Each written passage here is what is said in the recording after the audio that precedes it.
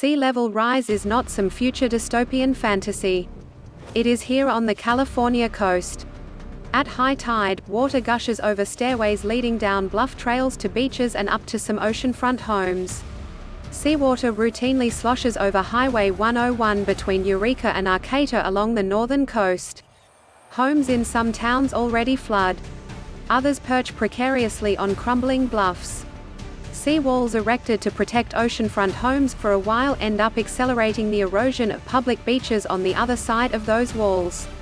The huge challenge of adapting to sea level rise stirs controversy in communities up and down the coast that are loath to modify their homes, roads and utilities to deal with this climate change-induced rise in the ocean. But refusing to confront the problem, according to environmental scientists and advocates, will be catastrophic. High tides are getting higher and extending farther inland. The ocean is already beginning to swallow the coast. Governor Gavin Newsom has rightly called sea level rise an environmental priority, which makes it all the more puzzling that the California Coastal Commission was somewhat overlooked in his budget. The commission, empowered to protect the coast, is the first line of defense in helping communities meet the threat. The agency manages an online gallery of photos people submit showing the effects of king tides, the ultra-high tides that occur when the Earth is in its closest alignment with the Moon and the Sun. King tides are not a result of climate change, but they are a sneak preview, and warning, of the future normal to come. For nearly 5 decades, the Coastal Commission has been charged with ensuring public access to the coast. Long before sea level rise was a crisis, the Commission has been the only thing that stood between the public having access to the beach and wealthy oceanfront homeowners and hoteliers blocking it for their own purposes.